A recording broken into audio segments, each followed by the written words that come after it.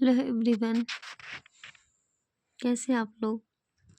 उम्मीद है आप सबकी पढ़ाई अच्छी चल रही होगी। तो फिर आज मैंने एक टॉपिक सेलेक्ट किया है,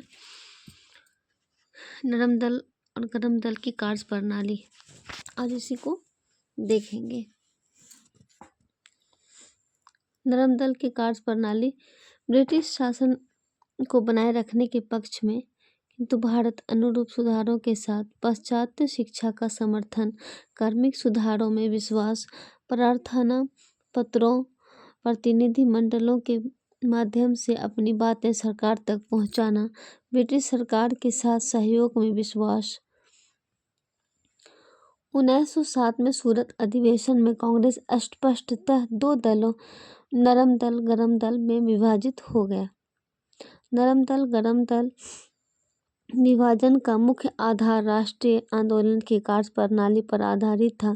जैसा कि देखते हैं, जैसे पढ़े लिखे लोग मध्यम वर्गीय लोग इसमें शामिल होने लगे, कांग्रेस का आधार बढ़ने लगा। गांधी जी के बाद आम नागरिक जुड़ने लग गए। धीरे धीरे कांग्रेस ने सीधे स्पष्ट रूप से अंग्रेजी हुकूमत से टक्कर लेना शुरू किया।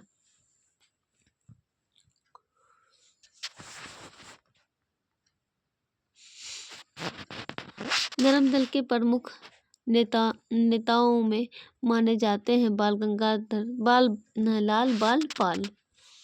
लाल बाल पाल, लाला लाजपत राय, बाल गंगाधर तिलक, बिपिन चंद्र पाल। गरम दल की प्रमुख मांगे। गरम दल की एक ही प्रमुख मांग थी, स्वराज।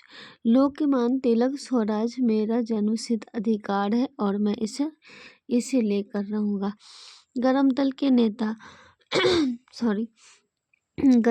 नेता चाहते थे कि ब्रिटिश भारत को स्वतंत्र कर दे।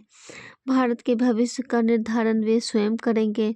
गरम दल की कार्य प्रणाली को देखेंगे।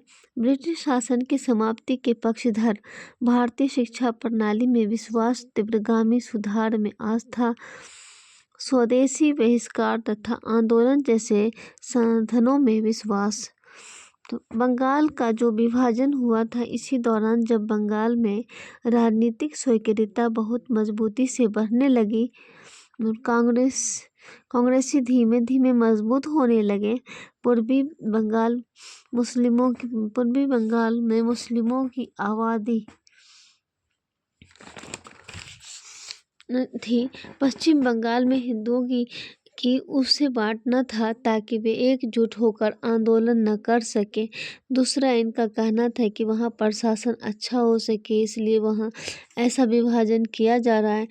इसी के बाद जवाब में गरम दल के नेताओं ने कहा, आप स्वदेशी आंदोलन लेकर आइए, बहिष्कार की नीति अपनाइए, पूरे देश में कांग्रेस माध्यम से आंदोलन चलाएगी।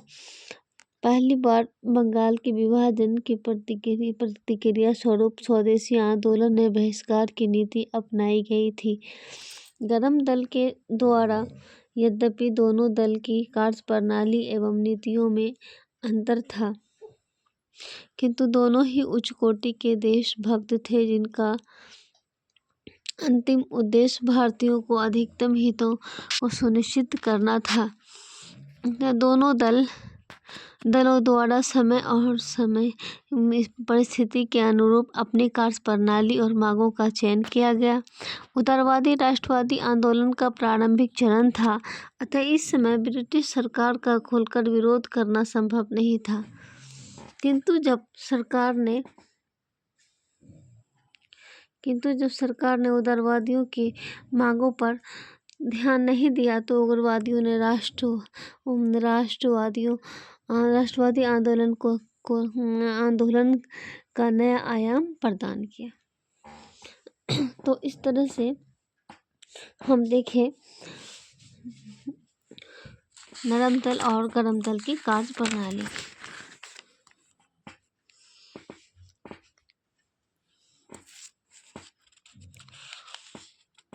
एक टॉपिक था जिसको हम सिलेक्ट किए थे, छोटा सा टॉपिक, और इसका सोचे कि चलो रिवीजन कर लेते हैं। नेक्स्ट टाइम जो टॉपिक सिलेक्ट करेंगे फिर इसका वीडियो फिर जाएगा, इसकी वीडियो जाएगी। और आप लोग अपना इसी तरह से छोटा छोटा टॉपिक सिलेक्ट करके अपनी पढ़ाई जारी रखें, निरंतर अपना प्रयास करते रहें, अपना बेस्ट देते रहें, अपना टाइम निकाल कर, जैसे मैं भी अपना टाइम निकाल कर देती हूँ। तो फिर चलिए, फिर अगले वीडियो में मुलाकात होगी। Thank you.